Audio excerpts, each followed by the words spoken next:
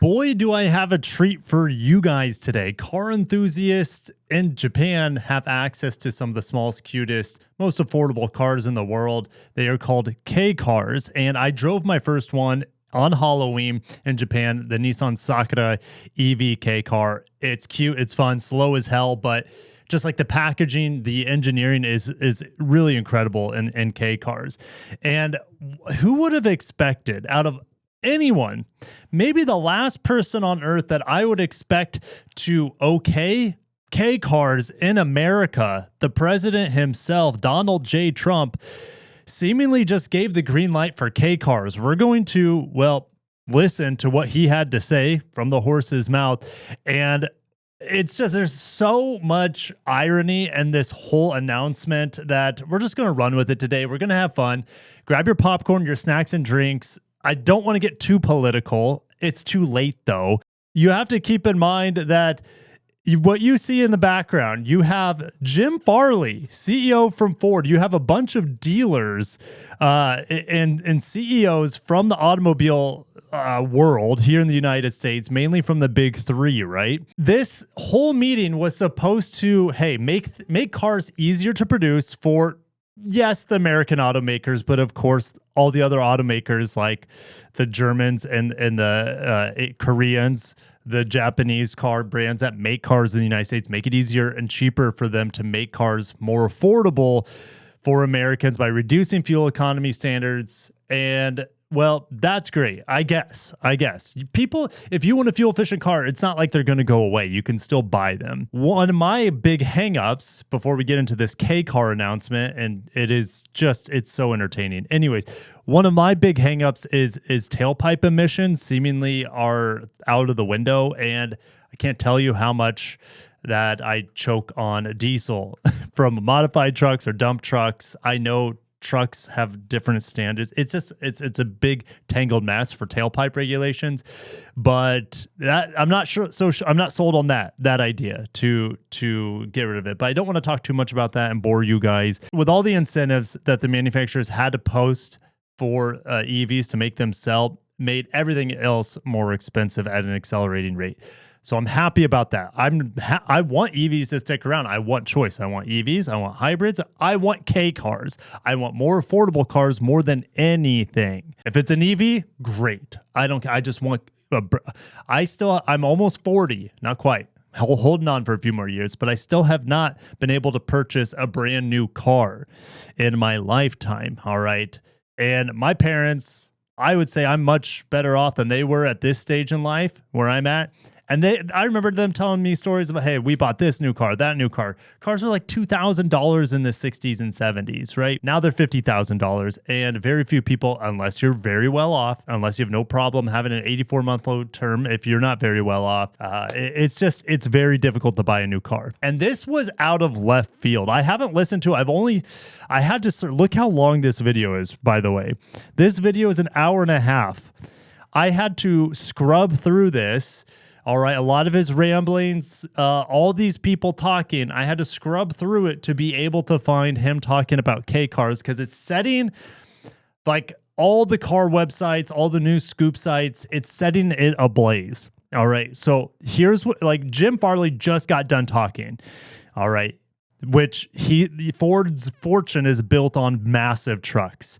And then all of a sudden Trump just like does a Trump thing, curveballs it into something that seemingly would be an absolute nightmare for all these manufacturers that produce gargantuan, obese vehicles. Because, well, one, that's where the profit margins are, but also regulations, whether they're emissions regulations or crash test regulations, they have pushed for larger, heavier vehicles in the United States. So without further ado, here's Mr. Trump. Thank you very much. One of the other things we're doing is separate from this meeting, but I think everybody here would agree with it. If you go to Japan, where I just left, and if you go to South Korea and Malaysia and other countries, they have a very small car. It's sort of like the Beetle used to be with the Volkswagen. They're very small. They're really cute. And I said, how would that do in this country? And everyone seems to think good, but you're not allowed to build them. But there's a lot there because he's like, something we've been working on. More affordable. So thank you for making the step for all of you.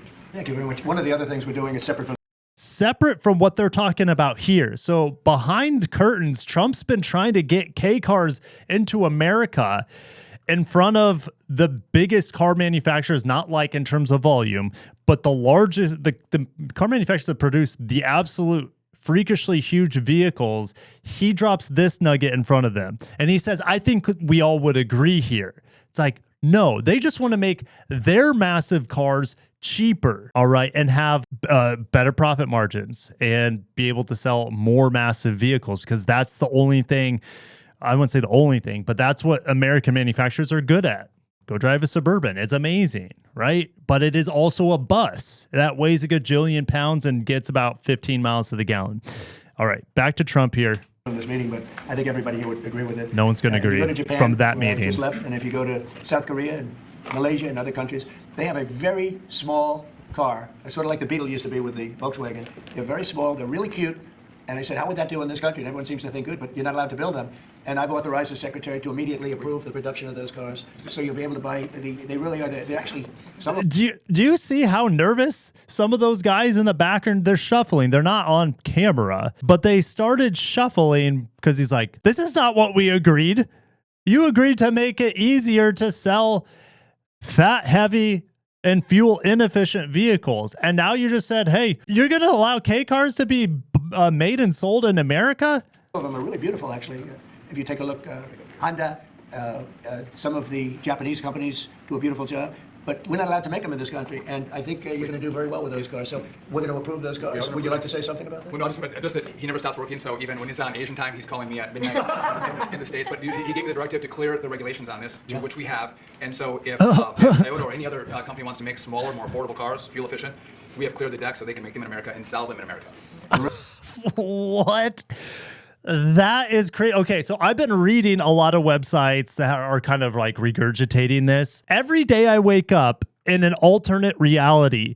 K cars have just been approved for production in the United States, not for import. If you want a K car, you can import, but it has to be older than 25 years old in the United States in order to bring it in. But Honda, Suzuki, welcome the F back into America. Is Suzuki going to come back in with the Jimny, the Copen? Are you kidding me? This green light potentially changes everything. I don't want to get too excited because there isn't a single K car that's rolled off an assembly line in America yet. And you might be saying, Kirk, well, if we can't import them from Japan, I don't want them. I understand that. Maybe you want the Japanese build quality, or you want, I don't know, the Ford cars are cheaper to build before tariffs anyways. They were cheaper to build in Japan. Maybe there's some way they could still import them, but it looks like they want to build them in America. K cars in America, what would they call it? All right. They wouldn't call it K car because that's a Japanese term. All right. So A cars for American specific micro cars, or M cars. I don't know. What else is to be said here? I'm not sure. Really nice and less expensive. And it really gives people a chance to have a car, have a brand new car as opposed to a car that maybe isn't so great. And so you car companies are thinking about that. I think it's going to be a tremendous market. Please, would you like to say something? Thank you, Mr. President. It's a great day for us at Stellantis today, because it's the day where we see CAFE regulation reconciled. Okay. So here's the new Stellantis CEO. I couldn't tell you his name, but that might be Mary Barra right there. She looks different every time I see her, so I don't know if it's plastic surgery or whatnot, but I can't ever recognize her. She's always changing her looks. All right, so what are we talking about here? Well, let's go to K car regulations. It doesn't mean that it's going to be a copy and paste K car situation in America. They will have to come up with their own standards for K cars. And I'm calling them K cars because of a lack of a non-existent term for these cars in America. These mini cars in Japan anyways, all right, here are the specs. They can't be more than about 1.5 meters wide, which is 5 feet. They can't be longer than about 11 feet. They can't be taller than about 6.5 feet. You have this displacement cap in Japan anyways. That's 660 cc's, typically 3 cylinders. All right. They can't exceed 62, 63 horsepower, but if they're electric, they can have gobs of torque. That's the irony with the Sakura that I drove. they can't fit more than 4 people. So like they have very specific regulations around K cars so people can get cars more affordable, and they can avoid high taxes and pay less insurance as well. All right. And they're just easy to park, easy to drive around the tight streets in Japan. Japan also doesn't have really high speed motorways like the United States. What kind of like, if let's just say K cars are like the same specs would be available here stateside. All right. Why haven't they been available? Well, they're not powerful enough. All right. They can't do highway speeds in America. Like 65, good luck even getting to 65. 0 to 60 in these things are like almost 20 seconds. All right. So they're great city cars. But the thing is, if they're available in America, they can produce them in America. They're not limited to 63 horsepower. Just put a 2-liter 4-banger in there and you have almost 150 horsepower minimum. And that would these things would be rockets if they could have, let's say a maximum displacement of even 1.5 liters. They have to come up with some sort of classifications for these cars.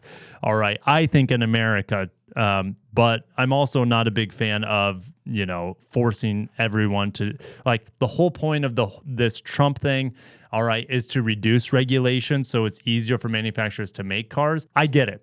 These cars would fold up like a can of sardines in America if it hit an F-150. That's a big reason they can't be brought here, other than the power, the lack thereof, because they're just not safe in American like roads if they were to be hit. But I've also made the argument, because you can see, I love motorcycles.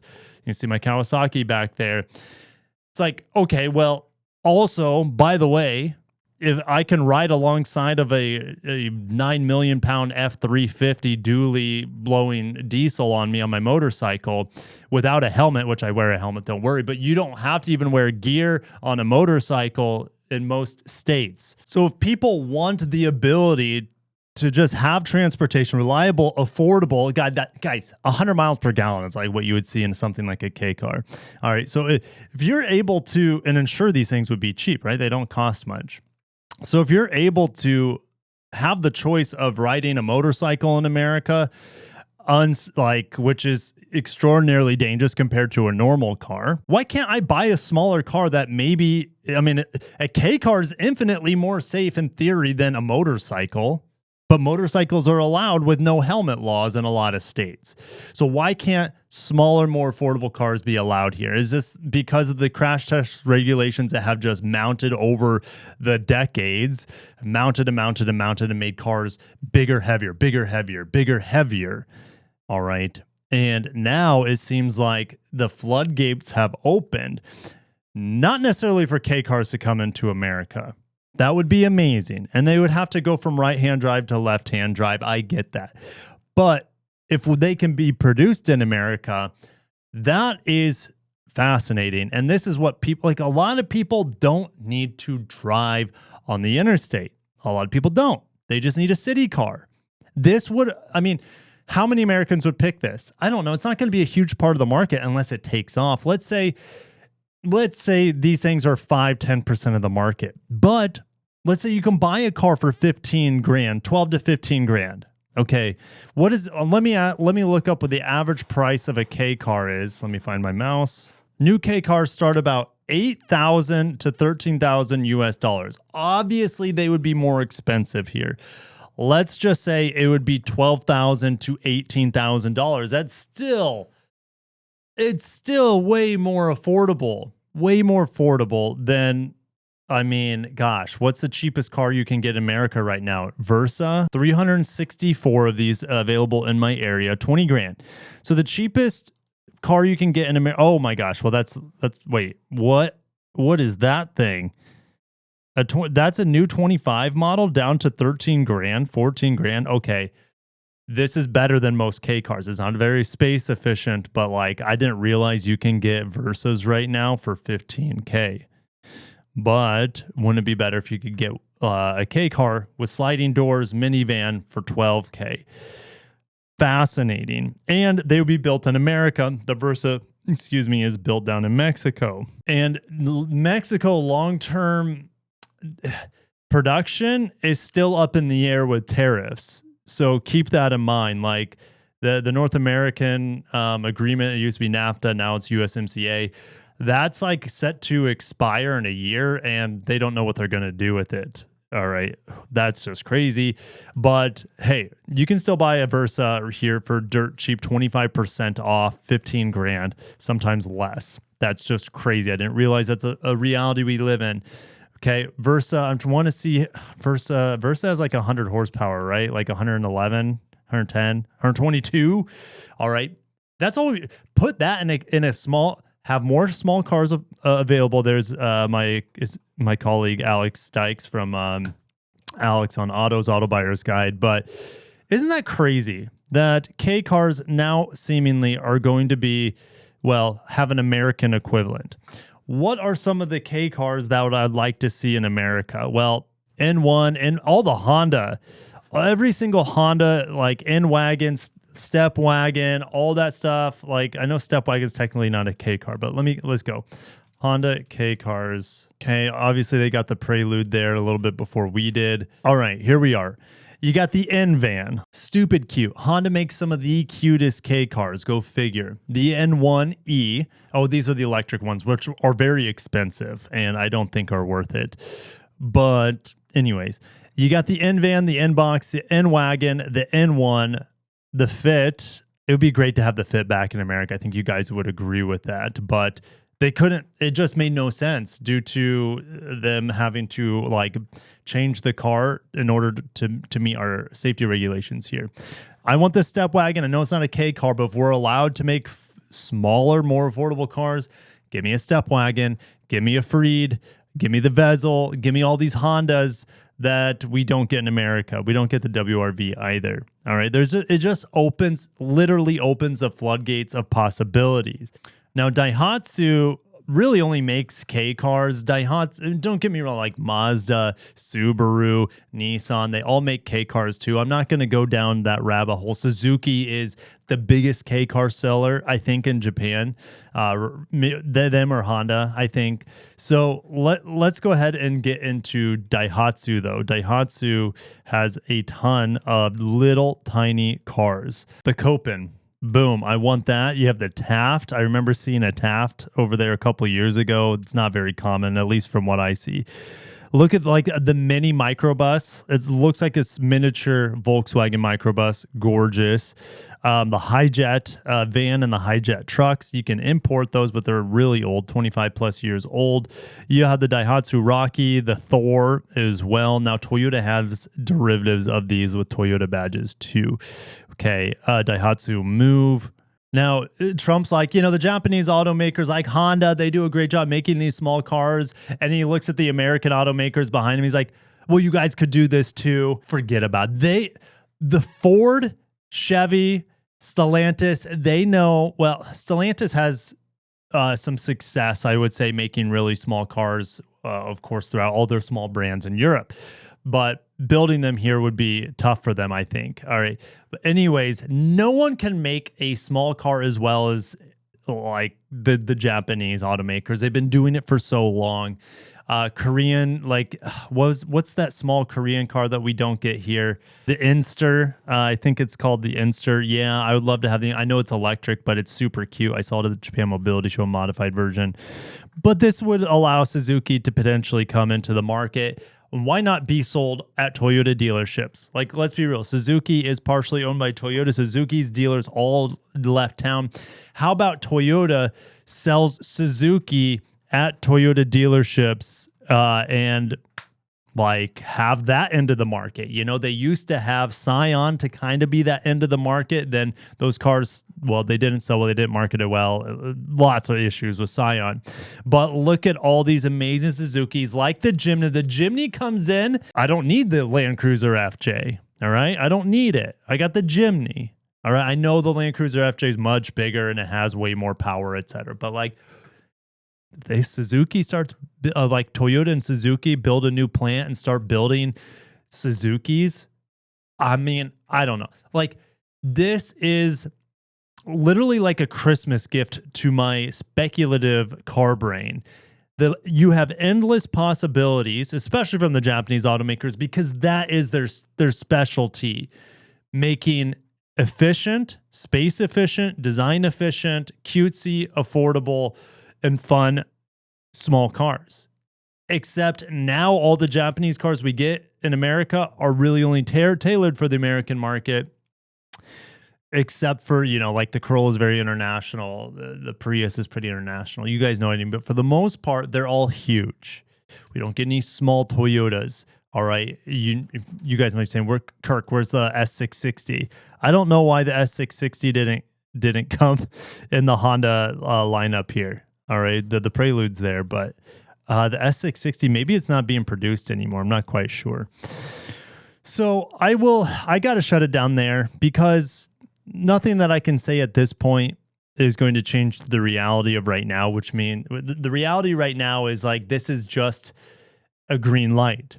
It's still, you have to keep in mind, to build something this small for our market, we still need more clarification with the rules, if there are any, surrounding these cars, and how much power, how big will they actually be? Will they be a copy and paste? Because it takes so much research and development to design a small K car like this. But how about they just drop a bigger engine in it for the American market and call it a day? I mean, maybe that's just too simple. That's my simple brain thinking. Maybe that's my American brain. Just put a bigger engine in it. I don't know, but I want K cars. The American equivalent, whatever. Can you imagine an actual mini Bronco? Could you imagine? Let's think of some American manufacturers, like a mini Mustang. That would be cute. An actual small truck from the American manufacturers, like a Hijet.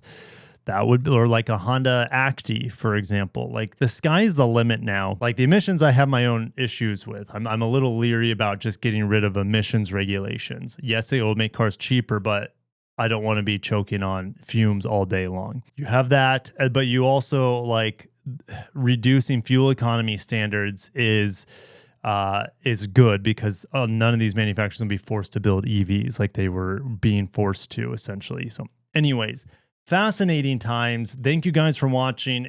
I know it's a bit politicized, but I think all of us agree we want more affordable cars. We want more choice. And I think regardless of what you think of the president and politics, it seems like that this huge announcement with the fuel economy standards and whatnot, it seems like cars will inherently become more affordable. You'll have more choice as a result too. And for me, maybe the most important thing is we might have access to a lot of more affordable cars.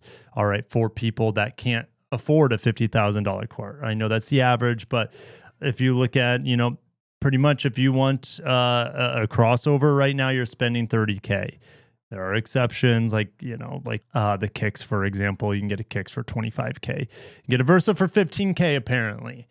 All right, but mini cars in America is a future I can get on board with.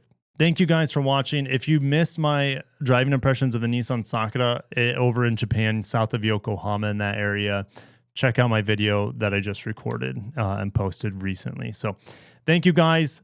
Be civil in the comments. But I think I don't want to celebrate too early, but never in my wildest dreams would I imagine the possibility of small cars be available in America again. It's just crazy. Have a great day, guys. Stay safe out there, and peace.